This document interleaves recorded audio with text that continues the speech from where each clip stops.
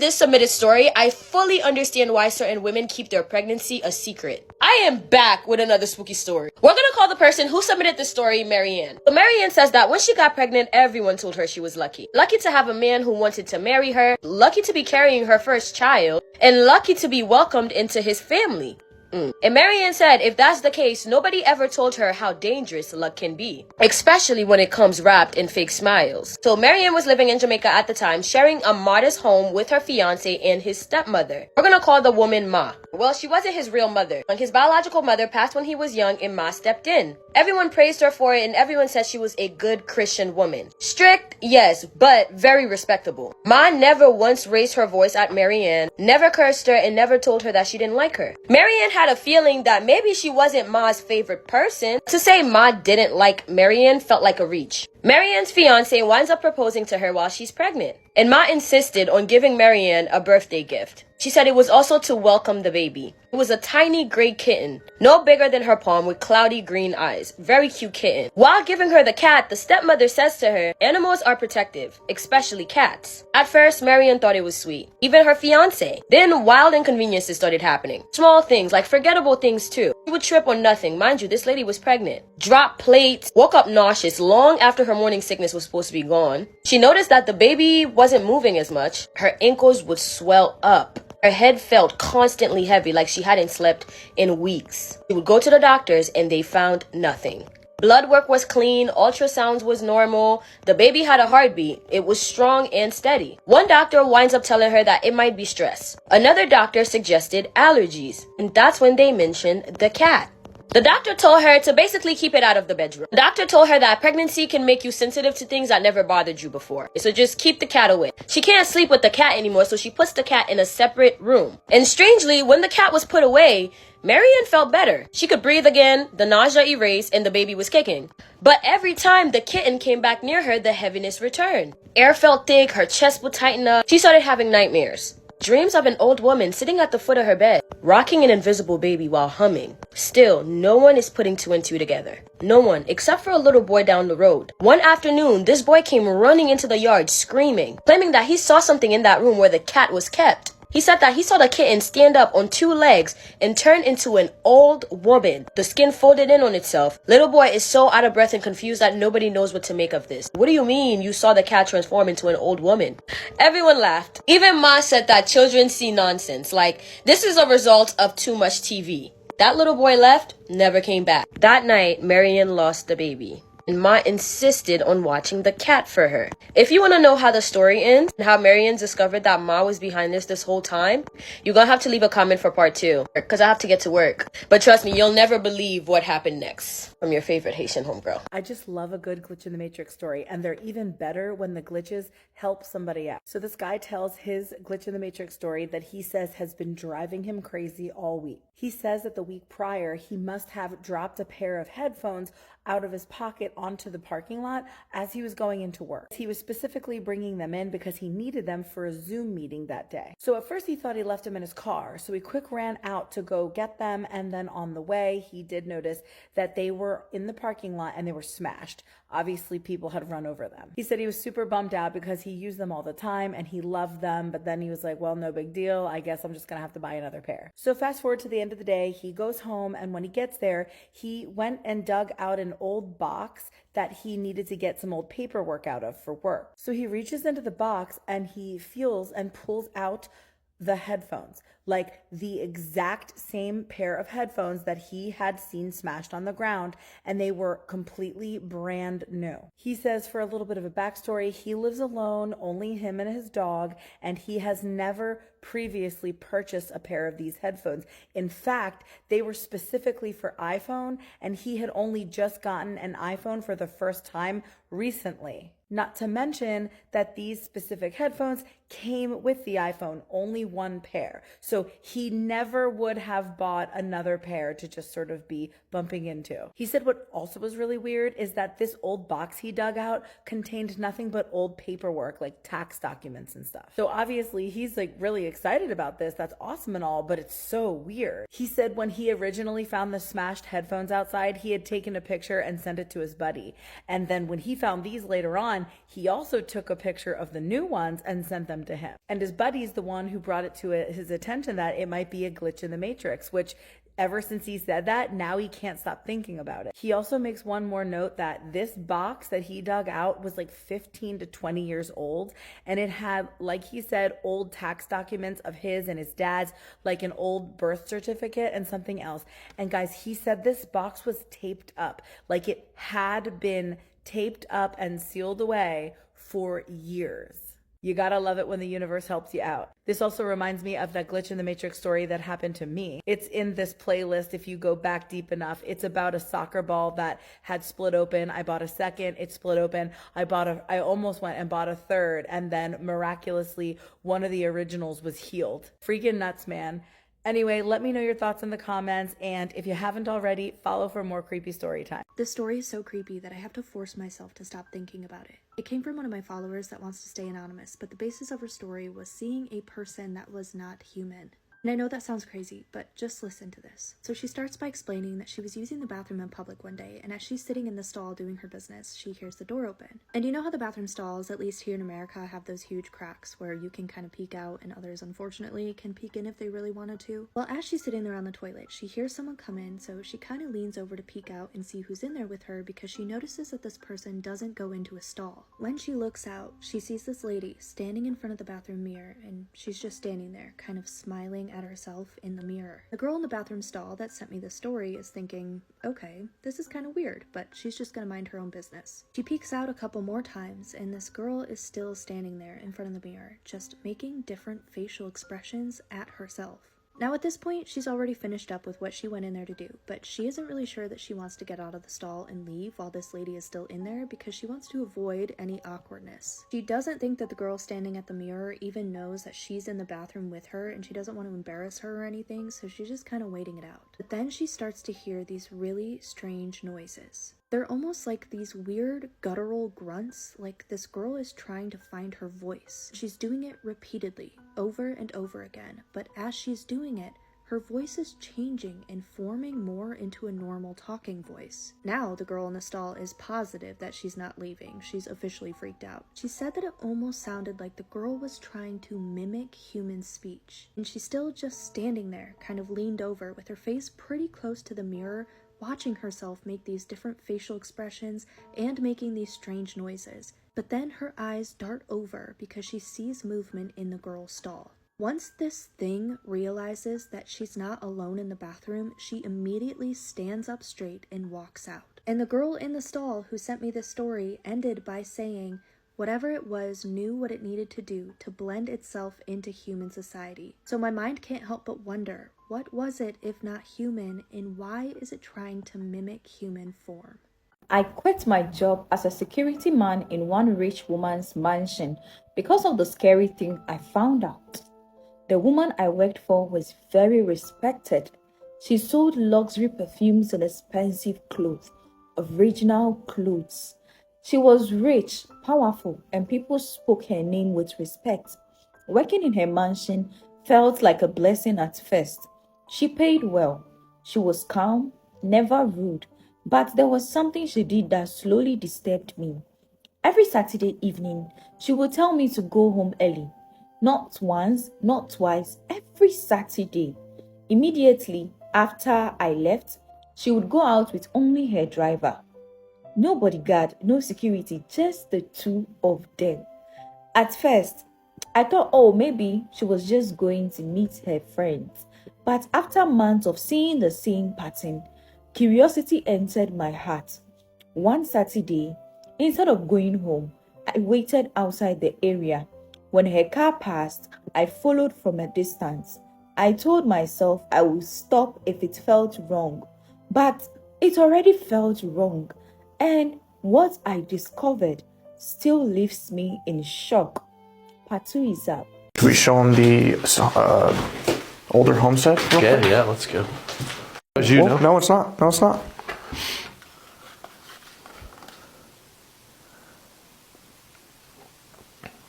Was that you? Yeah, that's on either side. They went to both. Yeah. I just got DoorDash from Applebee's, and this was $22 for this little tiny piece of steak. I'm sorry. This portion could feed my toddler. What the fuck? Look at the potatoes. It's like... Anyways, we got some French onion soup. We got some spinach artichoke dip. The bourbon sirloin steak. And apparently one single mashed potato, probably this size of a potato, boiled and mashed. One. And then I got a Shirley Temple, but this is what I really wanted, so I guess.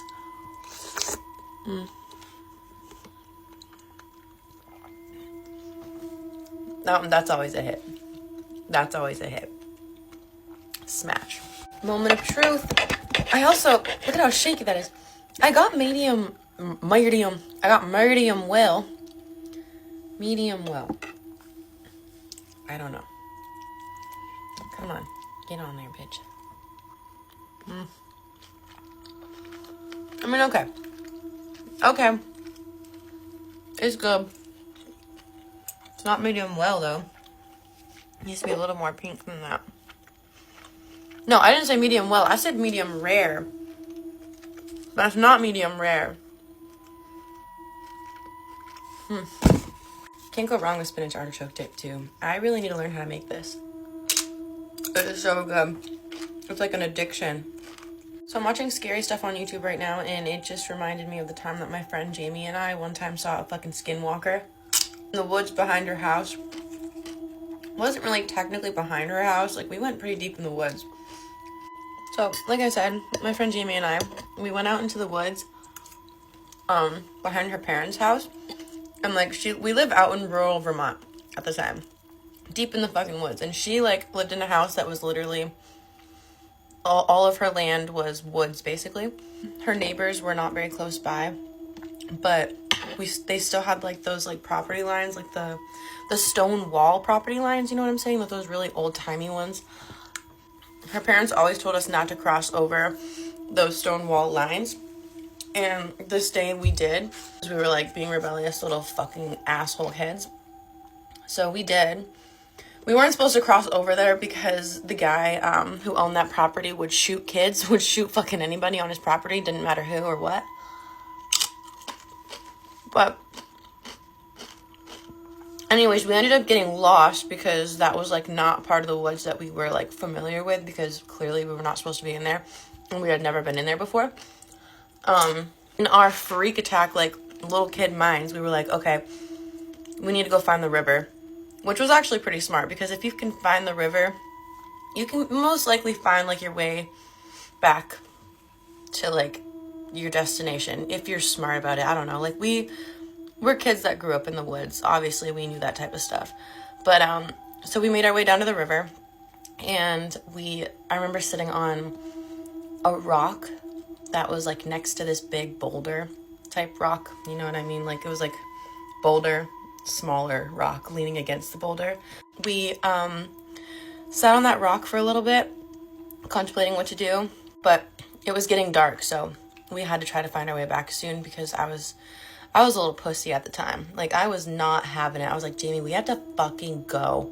I'm scared of the dark. I'm scared of the woods. And that's, like, both of those things going on right now. So we need to go. But before we could start going, we started to hear some stuff around the side of the boulder. And I thought it was just kind of like a squirrel or, like, some kind of other animal or something. Like, there's deer. There's literally little animals all over the forest where we live. Something about it sounded heavy, and there was, like, little grunts and growls that went along with it, so we were like, oh fuck, is that like a bear? So she was the braver one of us too, and she peeked her head around the corner of the boulder to look, and she was like, bro, we need to get out of here now. And when I looked around, it was like this oh god, it was like skinny gray, but like a sickly kind of like, I don't want to say blue-gray because it wasn't blue. It was like a sickly gray color. I don't know how else to explain the color of it. But it was long, lanky, and tall, and, like, it was hunched over something.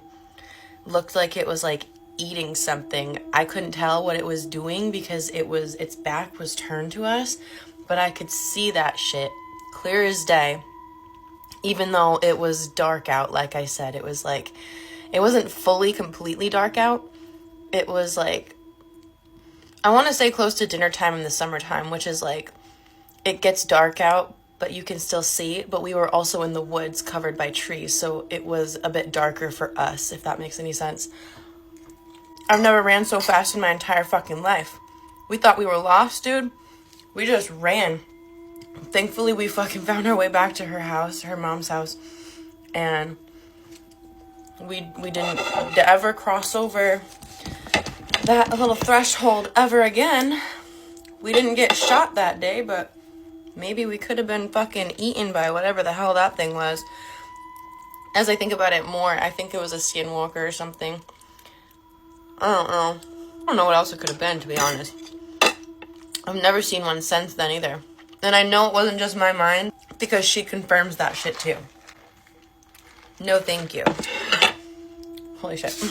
This spooky story submission is actually so terrifying that it led to the person who was telling me the story to end up in the hospital because of this. So for the story, we're going to call her Danielle, and I'm going to tag her below. We're calling her Danielle because that's what her childhood friends and her family used to call her. So until Danielle was about 14 or 15 years old, she lived on 78 acres of land. She said that in that 78 acres of land, only about 3 other people lived on that land. So it was a pretty secluded area, and Danielle really liked to play outside. That was her favorite thing to do. She loved watching the deers, the rabbits, but her favorite was climbing trees. Something that really bothered her though is that her mother would never let her play outside after dark, and we're talking like not even after the sunset, as the sun started setting. She didn't like this, but she obviously obeyed it because it was her mother, and so she had to. Until one day, her mother decides that she is going to go out to a friend's house, and Danielle doesn't want to go with her. But if Danielle doesn't go with her, it means that she's going to be left alone. Her and her mother decide that this is okay and that Danielle is old enough to handle this, so she stays home alone, and her mom leaves at about 3 p.m. Danielle decides that she's going to go outside and she's going to play in the woods. She said that she was outside climbing trees when she felt this overwhelming feeling of being watched. It was overwhelming, and it felt like it was coming from above her. But she keeps looking up and she's not seeing anything, so she's thinking that maybe her mind's just playing tricks on her, and she kind of shrugs it off. At some point, it starts to get dark, and she knows that she's supposed to go home, but she doesn't want to go home, and she's home alone, so she can do what she wants. So she decides that she's going to stay outside. At around 7:30 p.m., when the sun had already set, she starts hearing a noise, and it's her mother calling her name. She's calling for her to come home. So Danielle is like, oh crap, I gotta get home. So she starts walking home, but she still has this overwhelming feeling of being watched. When all of a sudden, she starts hearing twigs and leaves snapping behind her. So she looks behind her, but she doesn't see anything. She finally gets home, and she realizes that her mom is not home. So while she's outside, she calls her mom, and she's like, Mom, were you home? Like, I just heard you calling my name. And her mom was like, I have not been home this entire time. I'm still at my friend's house. She said this really freaked her out, and she decided to turn around and look in the woods, and she looked over and she sees a dark figure standing outside in the woods. This freaks her out, so she runs inside, she slams the door, and she deadbolts it shut. She then goes over to the window and she looks outside of her blinds to see if it's still there, and of course it is not there. She again decides that she's going to shrug this off. Maybe her eyes are just playing tricks on her, and she decides to make dinner. This feeling of being watched, this overwhelming feeling, follows her until the morning. And she said that she didn't feel like she was being watched by one thing, she felt like she was being watched by like several things. She decides to go to her camera because they have cameras in the house, and there's a new video popped up, and I'm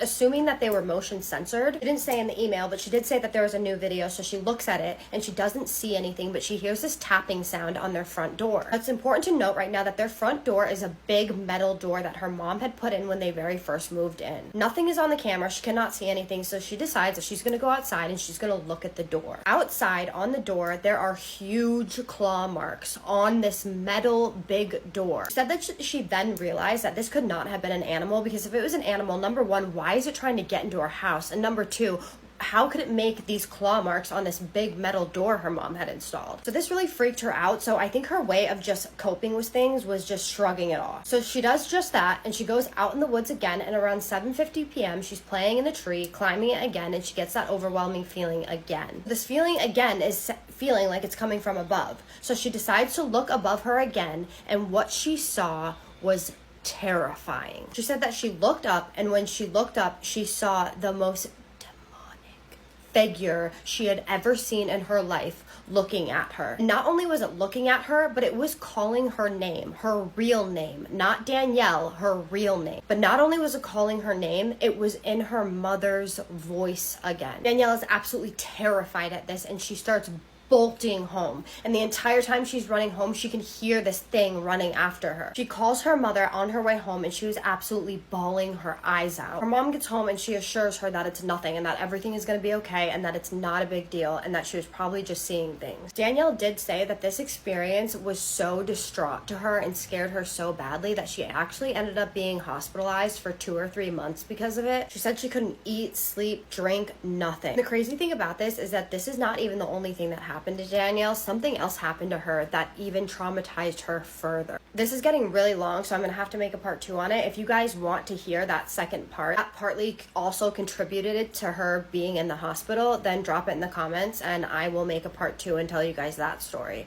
That story is even scarier. So what do you guys think of this? What do you guys think this was? Like, this terrified her so much that she's still in therapy to this day. And the second thing that happened to her definitely didn't help at all. So drop in the comments for part 2. Also, if you guys have anything to say to her or anything to like help her feel better, please also drop that in the comments. She could use all the love and support that she could get right now. She is going to see it. I am going to tag her. Thank you so much for your submission, Danielle. And thank you for letting me tag you. You are the first person that has let me tag you, so I appreciate that.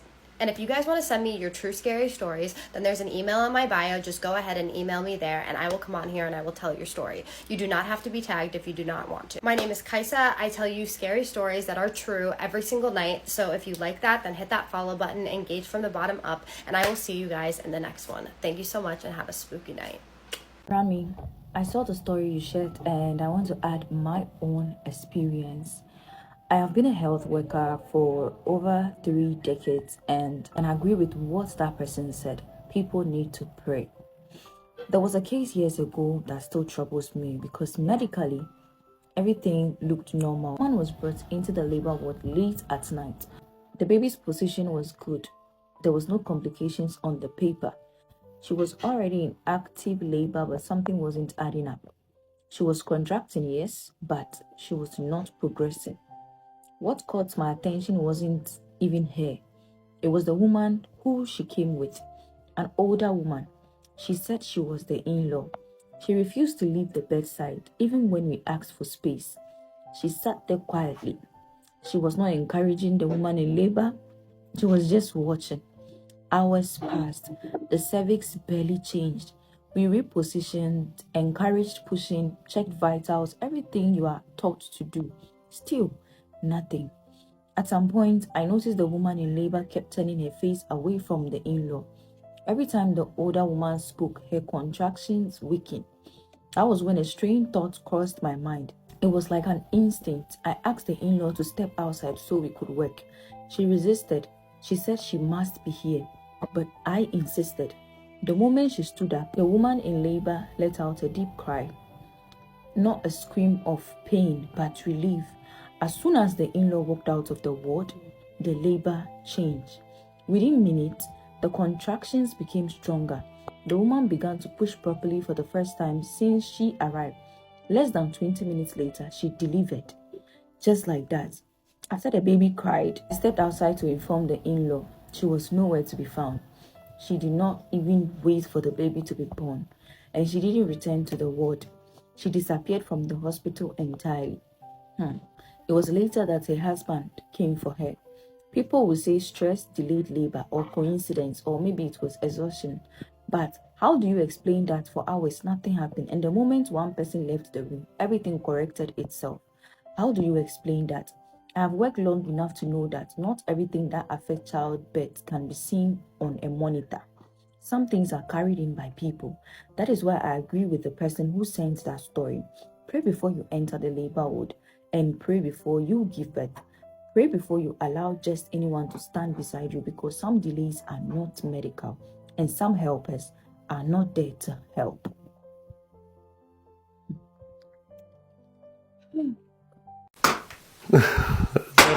What the fuck was that? Bro, What's going on around you? I don't know. I'm frozen. I am frozen. Did the window Sean. break? I need to tell you guys about my Black Mirror episode at 7-Eleven, and I know it's not that crazy, but I need you to pretend you were there. So the night starts off already bizarre because me and my friend Austin were going to my friend Georgina's house to pick her up to hang out with me, Austin, and my boyfriend at our house. We're like, oh, after we pick up Georgina, let's go to 7-Eleven. Call my boyfriend. He's on the way home. He's almost to 7-Eleven. I'm thinking like 10, 15 minutes. We pull up to 7-Eleven. We're at the intersection, at the stop sign. As a joke, I'm like, oh, babe, is that you at the stop sign? And he's like, actually, yes, it is. We got there at exactly the same time. So we both park, walk into 7-Eleven, but before we walk in, there's a guy who does not work there, standing in the door with it open, looking at us like this. Are you the bodyguard? Are you 7-Eleven's bouncer? Like, do we have to show you our IDs? Like, is this like Berghain, right? Like, are we dressed well enough? Not to mention, it's not like they were going to close or anything because the 7-Eleven is open 24/7. So what's going on? So we go up and he kind of just like waddles back in the store like, oh, guess they're coming in. So off the bat, it's weird. And then the way the 7-Eleven is built or organized is there's like a clearance toy section to the right when you walk in. So of course, that's where we go first. So we're standing in the toy section. This guy comes in. I didn't hear him come in, but then he goes, what did we do? So I look over, Georgina's cracking up and like, I'm so sorry. Apparently he went to turn into the aisle, saw us there, just standing, just chilling, not directly at the front of the aisle, just in the middle, and got genuinely terrified. When Georgina apologized, he looks at us and he goes, it's okay. And then walks away. After a slight pause and a terrifyingly uncanny smile. So I'm like, okay, no big deal. I'm going to forget that. I'm trying to forget that. So we're just looking at the toys. And then I look to my left because that's where the energy drinks are. And I would like one. So I look to my left. Same guy standing right there like, then walks away. No, that is so incredibly terrifying. Again, I'm going to forget that happened. So then me and Georgina are looking at the candy in the candy section. And we're standing in that aisle. This guy's son, and I know they're related or something. He's got to be his son because they checked out together and they were talking and they were hanging out. It's like, you guys know each other at least. Which might explain why, when we're in the candy aisle, this dude, assuming his son, walks up to the candy aisle, looks down the aisle and goes, then walks away. Like, what is going on? What is going on? And it wasn't like in a condescending way, right? Like it wasn't like in a mean way. It wasn't like a I'm making fun of you way. It was like pure, unhuman, like non-human facial expression. Like if an alien tried to smile or like make friends. If that was the situation, I'm sorry. I'm sorry because I would love to be friends with an alien, but in the moment, I need you to understand, aliens, that was freaky. So then, again, trying to forget it. Those guys check out. They're out of the store. All right, great. So then we go up to the counter to check out. I look up. This was the highlight of my night. The guy working at the 7-Eleven was not in uniform. He was wearing what looked like a designer streetwear goofy zipper cardigan. And it had like Goofy and it said Goofy and it was like really cute and fun. And I'm like, that's right. Like no uniforms for us, huh? He's like, I work here 5 years. I tell my boss 5 years uniform. That's enough. I'm not wearing uniform. By all means, you've worked here 5 years. You know what? You've earned that right. And he says, and then my boss says, you know what? 5 years uniform enough. You work a night shift. Don't worry about it. I'm like, that is so golden for you. And we just start talking about this dude's uniform. He is the most hilarious person I have ever talked to. I was having so much fun talking to this guy. And I love him and I love his goofy cardigan. And I would do this weird 7-Eleven situation a million more times just to hang out with that guy. I forgot this part. I also need to mention that the entire time the music was blasting incredibly loud, which is normal late at night at 7-Eleven, but also while the music was blasting, louder than I've ever heard it before. And I've gone in 7-Eleven late at night, okay, louder than ever before. The thing, like the sensor for the door that beeps is beeping continuously the entire time. So not only are we experiencing this weird stuff, but the atmosphere is insane. And like the noises and everything happening, it was so incredibly weird.